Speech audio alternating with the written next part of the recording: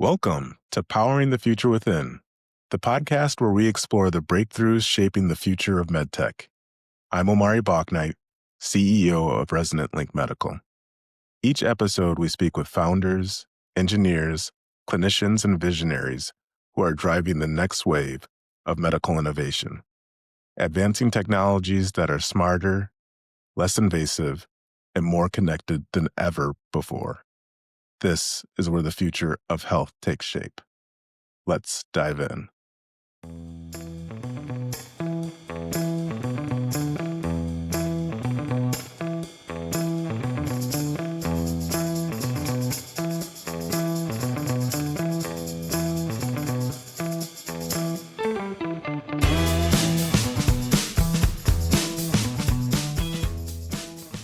Today, I'm joined by David Constantine, a MedTech entrepreneur whose work spans neuromodulation, vascular intervention, and general wellness. David is the co-founder and CEO of Juniper Biomedical, a rising MedTech company that is developing a microimplant for pelvic health conditions, such as urinary incontinence.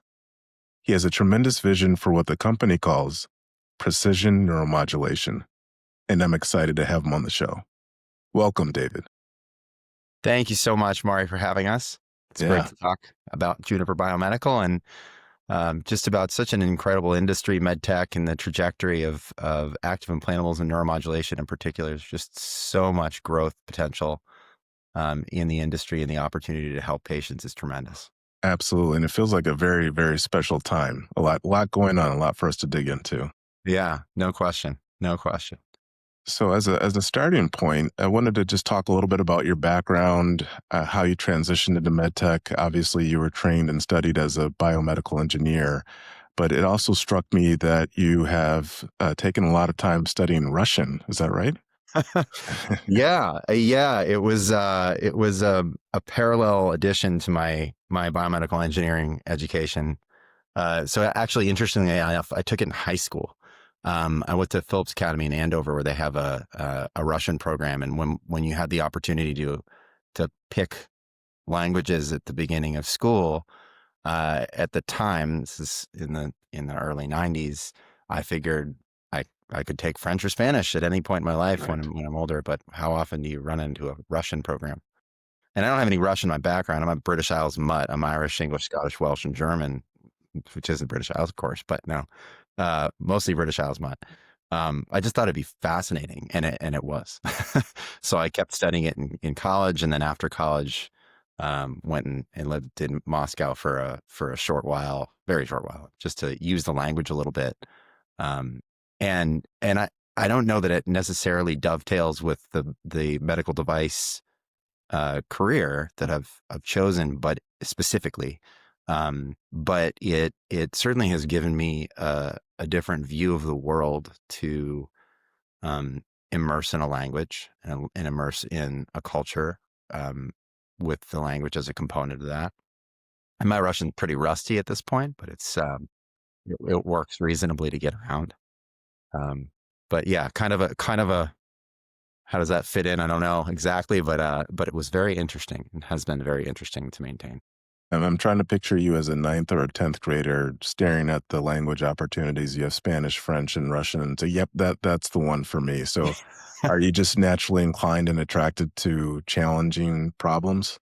I suppose maybe. I think part of it, actually at the time, my sister, who's also in MedTech, in a different domain of MedTech, was in Andover, and had been in Andover, but she was in college, and she was majoring in foreign language. She was fluent in French, fluent in Spanish, and was actually in Moscow at the time, having studied Russian for a semester or two.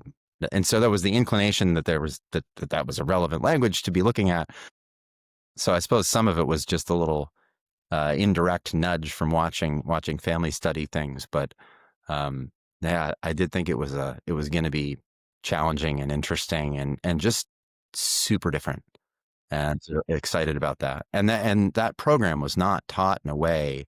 Andover was really incredible. You walk in and you don't speak a word of English from the moment you walk in the classroom. So they're just talking in Russian at you for the first long while, and you're kind of going, all right, I don't really know what you're saying, but you work through it and you start to develop a very uh, um, natural awareness and understanding of the language. And I suppose that's a learning that I might have carried forward into the rest of how I learned new topics. Like when we got into neuromodulation and pelvic health, as those were new topics for me, when we took on this endeavor.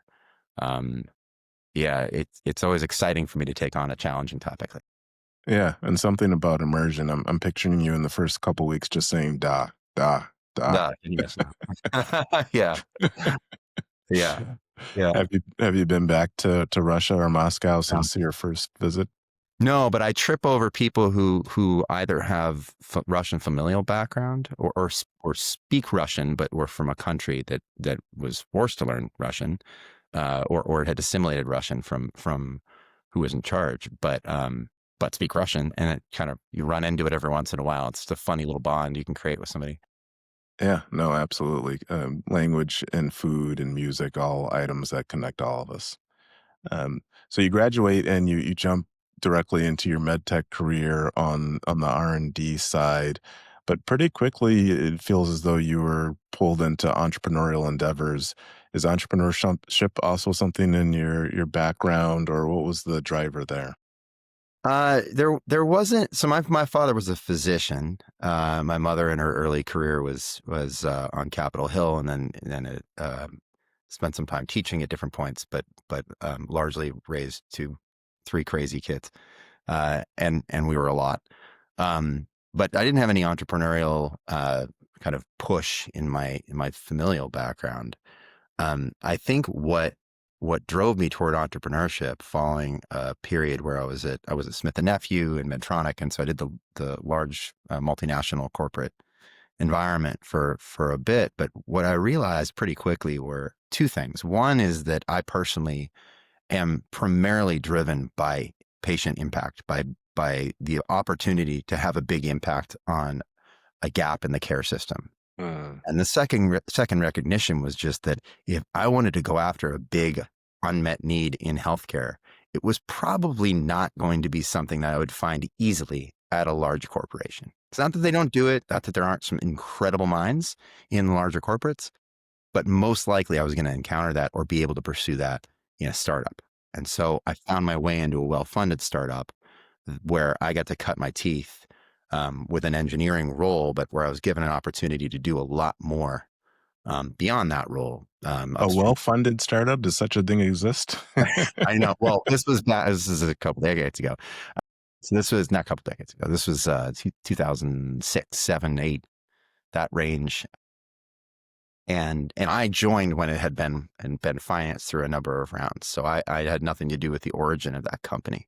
But I got to do a lot in that company and learn a lot about the facets of the company at a pretty granular level that I otherwise wouldn't have been exposed to in a larger corporation, and really just found a lot of fulfillment in the consciousness that I could dig into all of these different attributes in an earlier stage venture, and certainly in an early career. That's a wonderful opportunity, but also that I had a greater proximity to where the rubber met the road, and being able to be close to what the patient impact was going to be. So what are some of the things you think you picked up from moving to a small but established company? Was it just different cross-functional items, how you stand up manufacturing? What were some of the learnings that you picked up there? So first of all, so many things, because I feel like my career is like most people is you can link it all together through the mentors that you took on at different phases, and in many cases continue with for years after. And so I learned so much from some of the people that worked at that company that had more experience than me, that had more very deep specific focus than I did, certainly at the time. Seeing the difference in company culture. I mean, this is a retrospective to look back, and some of the things I'm drawing on now, I'm like, I didn't notice that I was picking that up then. To notice the difference in company culture in a large multinational organization.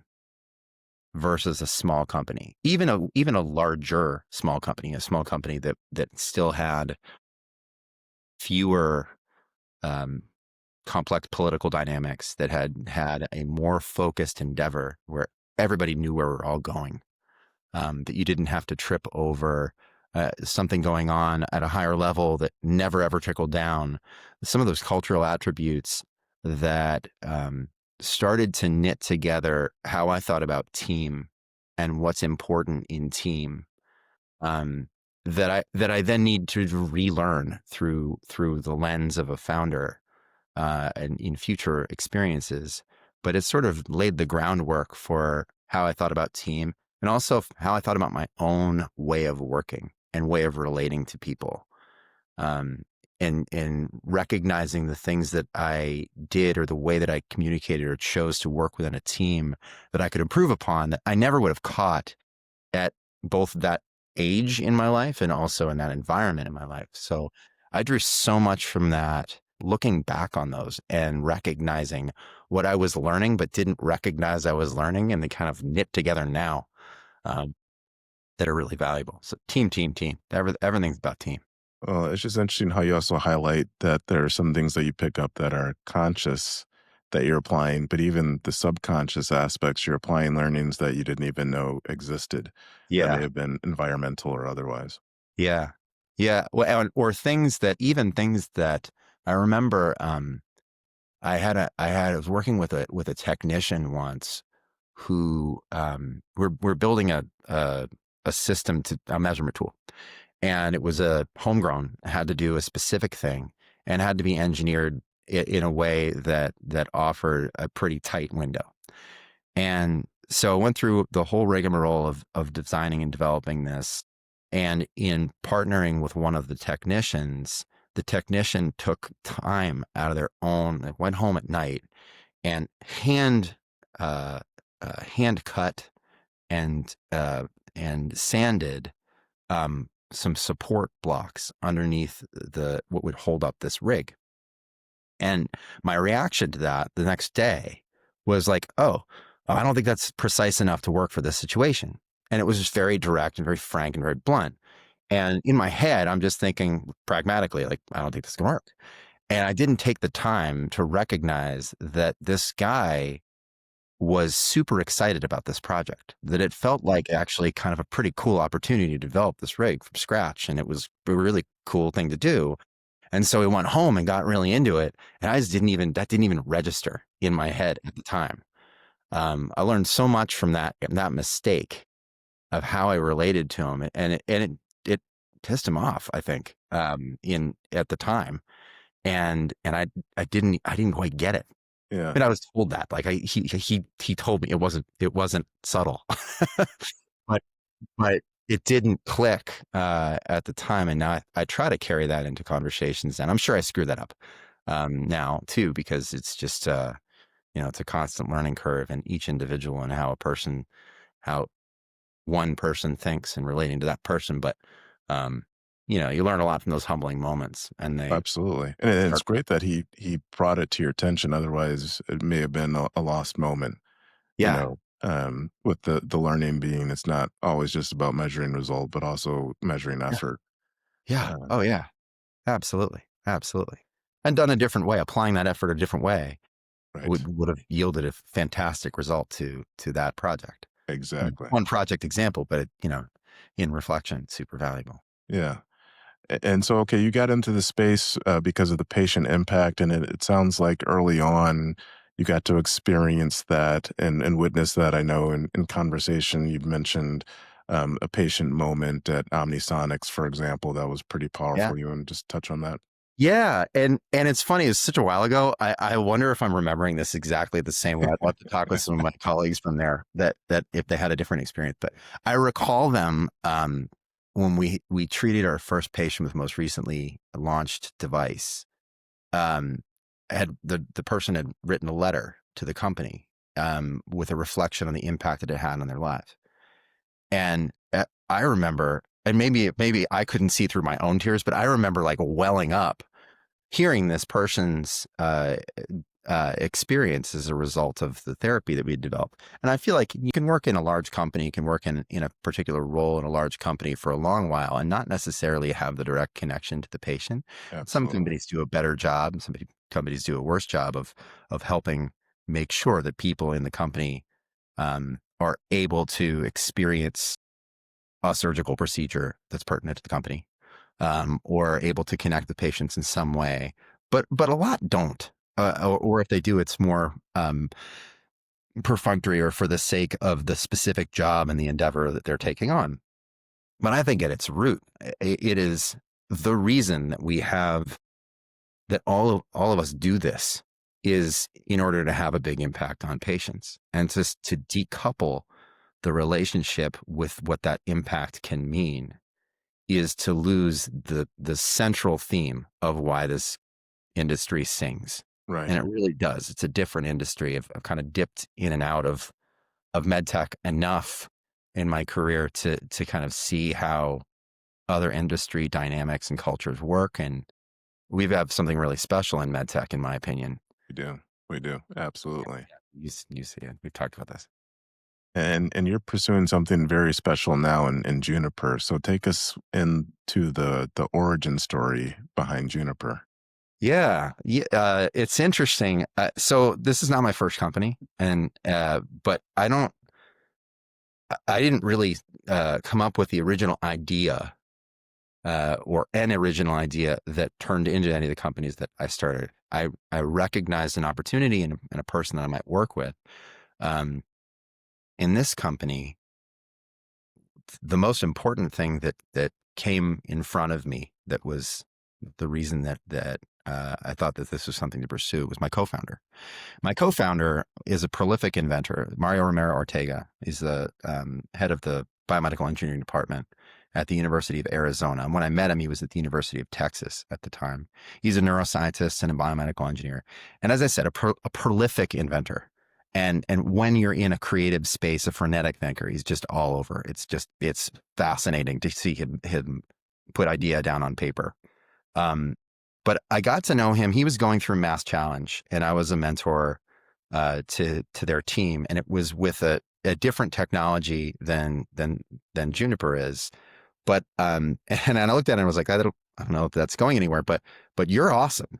And he started to talk a little bit more about some of the things that research that he had on the shelf that he thought might have some commercial value, but wasn't an entrepreneur in a sense, wasn't an entrepreneur. It very much is an entrepreneur, but wasn't an entrepreneur at heart, was really a researcher and wanted to see that as it research went and had an impact.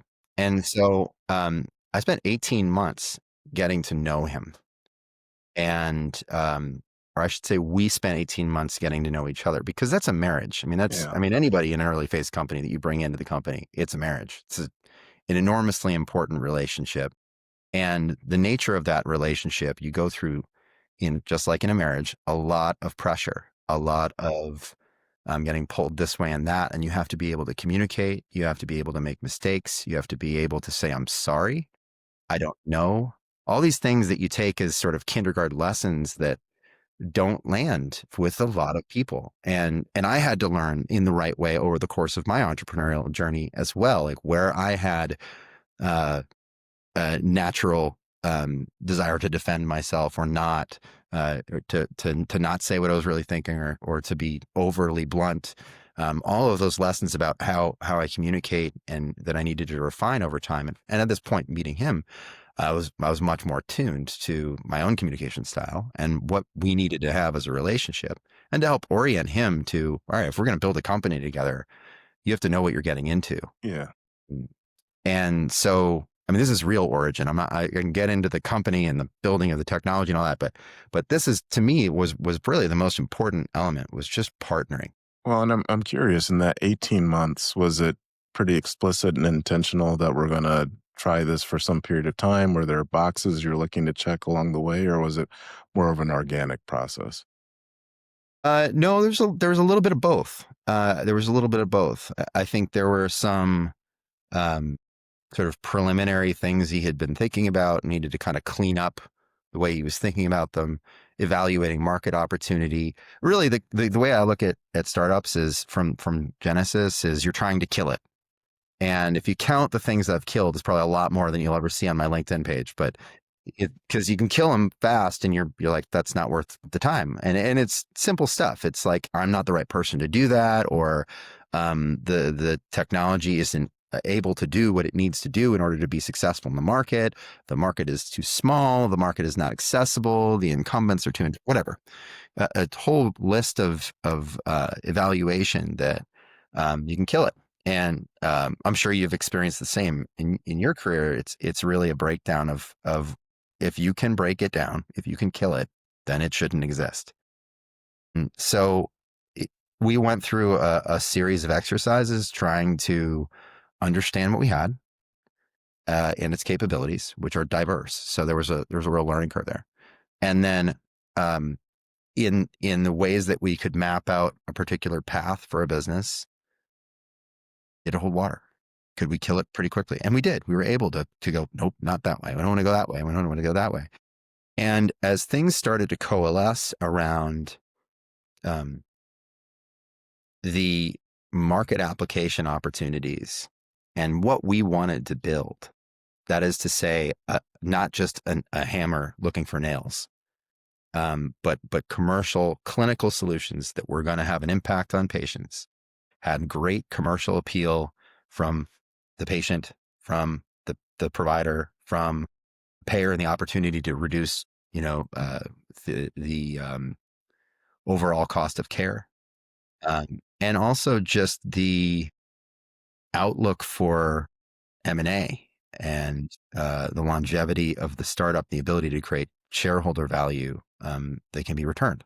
And knitting all those things together, we found a really beautiful synergy in pelvic health, where there's essentially a platform. I don't like the idea of platform just for the sake of saying platform, but a focused platform within which there are applications of a single device with a consistent or single skill set that doctors need to learn, common call points, and the ability to leverage multitudes of scale.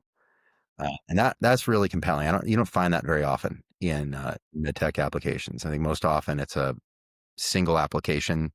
It does this. We think that might be valuable to you, and an exit opportunity. And that may be where it lands. I think that's definitely a possibility. But having the optionality to grow and build an enterprise and think about it that way as a team with that mindset, recognizing that you could exit along the way, where you're valuable, where there are inflection points, is fine. Having that optionality is enormous. So having gone through that process of testing things out and killing some things along the way and some things look promising, was there a key insight or a key kernel that you started to build around? And if so, what did that look like? Yeah. The way that we approached the development of the company, and I think this is a good way to approach the development of any medtech company, is looking at all of the downstream risks first and continuously revisiting those topics. And what I mean by that are, of course, things like market size, which are sort of standard deck items, but really understanding how you're going to approach that market, where the incentives are for the stakeholders involved, where the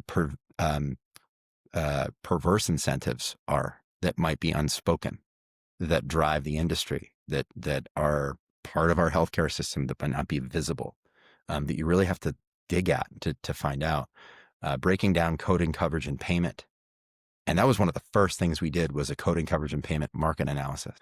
And it's been immensely valuable, because all of those downstream risk evaluations and learnings, you apply early, and understanding what those risks are and what those market characteristics are do actually knit into your early work. And if you don't know them, you may be painting yourself into a corner, Right. and not know it for 5 years, 10 years in some cases, depending on what you're dealing with.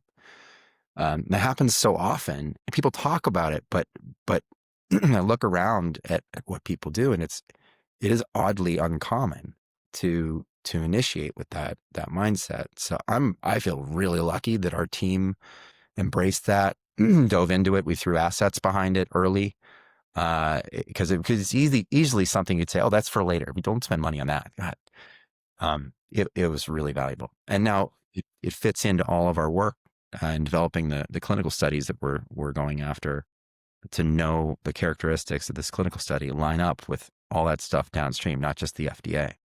Right. Yeah. You've built something that you can continue to build upon as you move forward.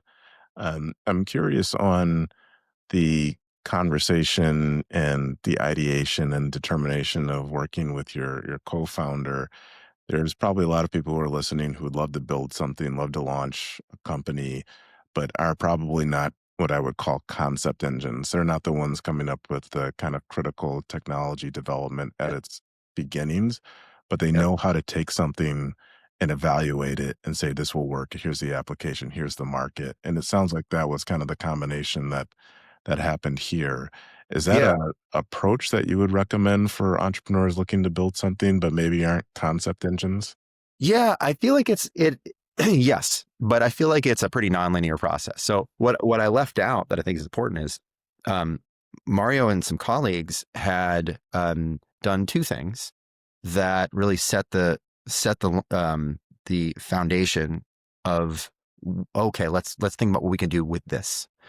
Um, he had a very small distal nerve, direct nerve device. So this is a device that coupled to distal targeted nerves, and that allows for a very selective neuromodulation therapy, and provides that precision neuromodulation that you can do. So if you think about the peripheral nervous system as a tree, most of the neuromodulation systems that originally were sort of repurposing of the pacemaker, what else can we do with this, are stimulating the trunk of the tree. So large multivesicular nerves, with very large implants, with big batteries, stimulating at very high power, and they're hitting all the branches. So they're prone to patient variability. They're prone to side effects. There's only so much you can do to really refine those technologies. And there's an opportunity to do something a little different. So we had this recognition that, okay, we can target different nerves, we can deliver different therapies, and we can approach different clinical indications potentially with that level of precision. That was sort of at a high level what we considered we could do. And pardon me, what his some early data illustrated was that there was a new mechanism that came out of some research that illustrated we could affect stress incontinent specimen. And that was really interesting, because that was not something that you can do naturally from other people's efforts, and people had tried for a long time, to the point where early on, when we go and say, hey, yeah, we can do this, and we weren't backing it up with 15 peer-reviewed journals, we weren't doing anything that was going to layer on an extra layer of credibility around that statement. They're like, oh, we tried that. We tried. It doesn't work. Okay. And so we took that early seed and thought about, what can we do with this that's high impact? And looking at pelvic health, where that was, but more expanded view, at urinary incontinence, fecal incontinence, pain, Mm. sexual dysfunction, and looking outside of pelvic health at different neuromodulation applications that we could pursue outside of this early data. We worked through market characteristics of pelvic health that were really compelling. And we kind of talk about trying to kill the company. We couldn't kill it. It just looked better and better every time we evaluated another characteristic. So I think that doing that extra layer of exploration, talking to all the doctors, talking to both in our case, urogynecology and urology, different vantage points, long form interviews, just exploring and teasing out perspectives and insights. You talked about the ideation and idea generation pursuit. It can't be that. Maybe that happens in a lab with people playing around with technology, and that's what my co-founder is really excellent at. But beyond that, I think it's just trying to pull out the problems and really detail what those problems are that you're then going to try and solve. Right. And that's just dogged pursuit. That's just a lot of conversations, a lot of studies, and asking other experts what they think about whatever the topic, regulatory or coding coverage of payment or market access, or I don't know, pick a feature. Yeah. So you have this seed around precision neuromodulation. You have an application. You know, you have a platform on your hands, but you have to start with a market that you're focused on, and you land on urinary incontinence. I've heard you talk about the market opportunity there, and it's great. You always start with the patient experience, what the patient's dealing with. Yeah. Just talk a little bit about that space and what does it mean to be a patient suffering from this? It's really interesting. I'm in my 40s. As a guy in my 40s who does not have any urinary incontinence, it wasn't the first thing that struck me. I said, "Well, oh yeah, I recognize that as a market." And as I started to talk with people about what we were doing and about what the opportunity looked like, people in my family, people in my friend group started talking to me about the problems that they would never otherwise share.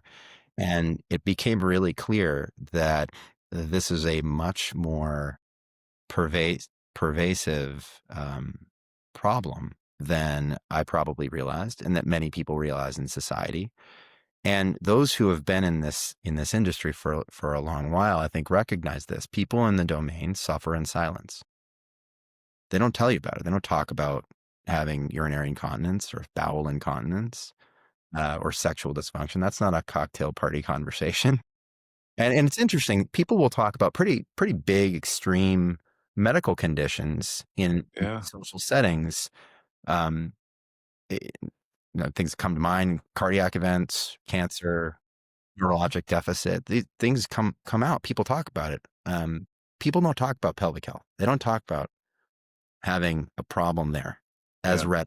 I think it's changing. People are becoming more open, but it's still not a topic that people really share a lot.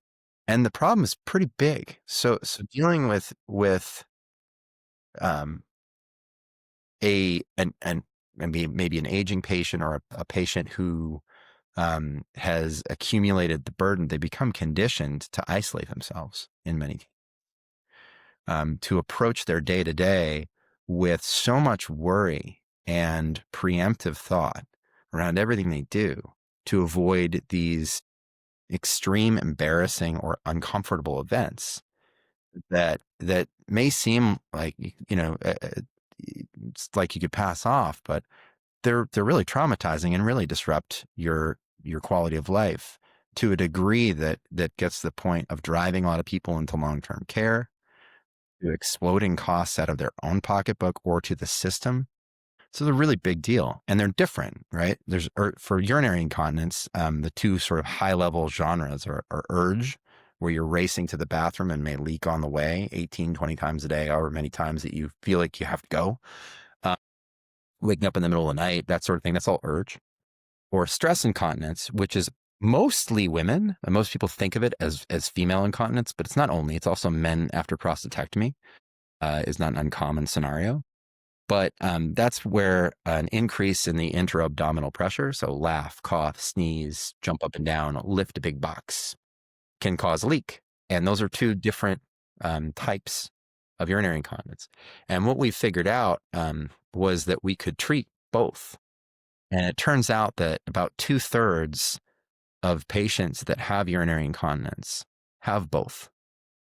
So if just in the female population, 78 million women in the US estimated to have urge or stress incontinence, 2/3 of them have urge and stress.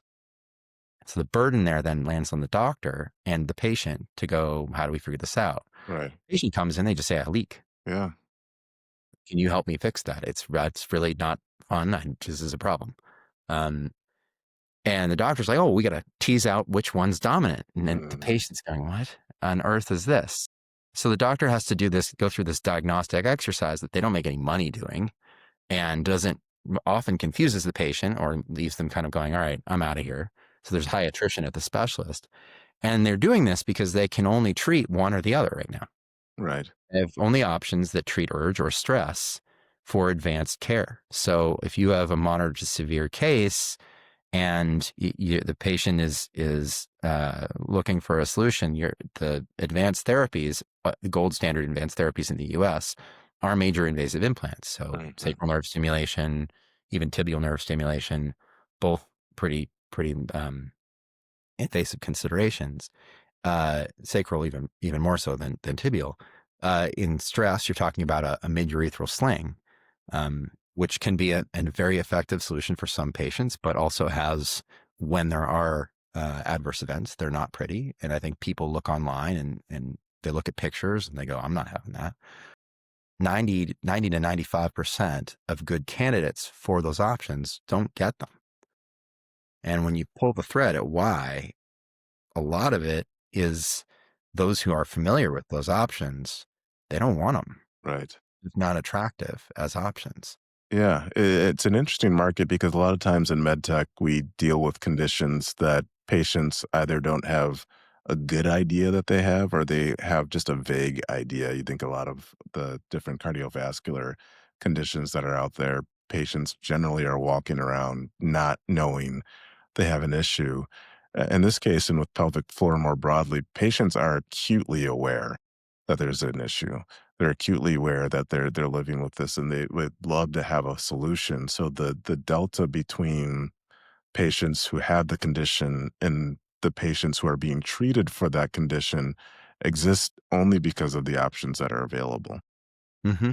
Yeah, and awareness is another part of that. The awareness of options. It's a pretty normalized set of symptoms for patients in certain care settings. So I think there's a collective effort that can help the top of the funnel get more care to support their progression, to minimize the symptom impact of their progression. But um, it's a collective impact of awareness, but it's also better solutions that make when word travels fast. If you have things that are helping and help in a way that is compelling enough for people to shout it from the rooftops, they spread. No, So, absolutely, I mean, that's absolutely. obviously an aspiration, but it's still, I think it's an important effort to keep building better solutions, especially where there's been a dearth of innovation. I think pelvic health, despite some good efforts, has focused on marginal improvements on what we have instead of really pushing to go for something that dramatically improves care. Right. And so insert Juniper, and you're looking at the concept of a micro implant. So give us a feel for where the technology sits. What are the next steps? Yeah. Yeah. It's so as I was talking about, most neuromodulation today is stimulating the trunk of the tree and is large implants. So when you're going down into distal branches, you're obviously going to get a lot smaller. You have different characteristics in terms of the stimulation that you're delivering. And so the device characteristics change. The batteries get smaller. We actually explored wirelessly powered solutions as well earlier in our evolution. And market research, speaking with patients, providers, and strategics to understand some of the variables, and doing research on coding, coverage of payment, and regulatory. We moved to a battery-powered solution, a small battery, and needed to figure out how to connect to it. Needed to figure out how to make sure it was delivering the appropriate power. It was a redesign of how to approach the problem. So we end up with an implant that's about half the size of a US dime, and our evolution our aspiration is smaller than that. But the key characteristic is you're delivering um, a very precise, very atraumatic therapy that is selectively targeting just what you want to hit. And so from a big picture perspective, you're enabling end organ therapy. You're getting down to where you really specifically want to hit, and only that. That precision, it changes the nature of the device, and it changes the nature of the effect capability. One of the things that warranted then was a really diligent, rigorous translational effort. So what to many might look like a science project is a really pretty direct commercial effort that we did early on.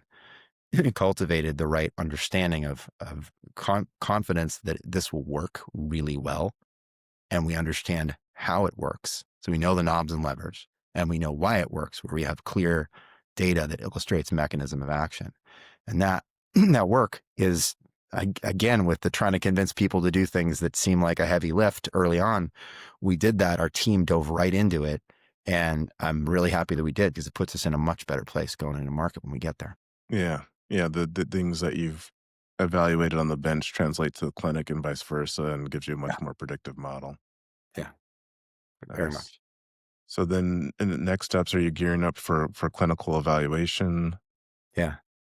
Yeah. So our, pardon me, our next endeavor is uh, a long-term commercial implant study. So this is, it's first in human in the context of that commercial implant. We've done some clinical work before in an interoperative setting.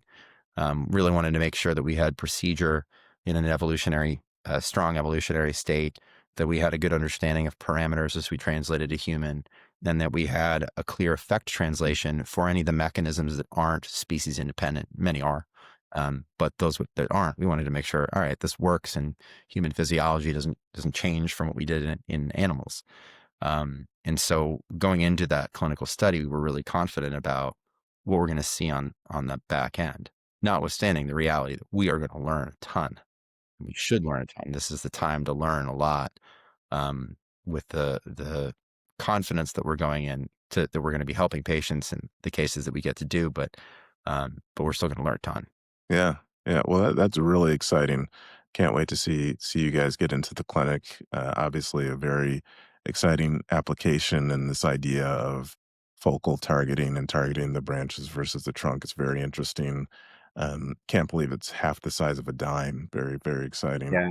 and definitely a patient population that is underserved, and so really excited to see you get started, and then as a platform technology, have the potential to build out from there.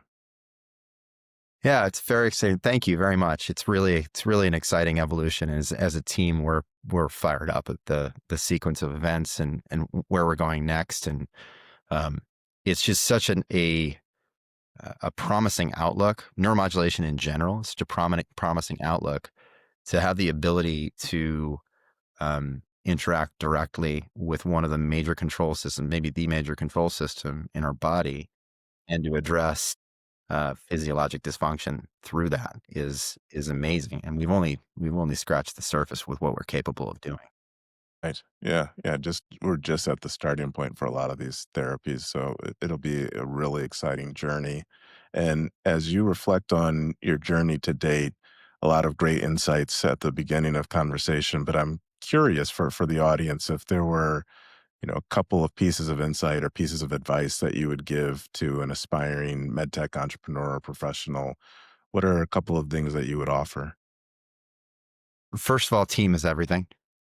So I think that early focus on partnering, treating co-founding relationships with the diligence of pursuing a marriage is probably the most important thing you could do.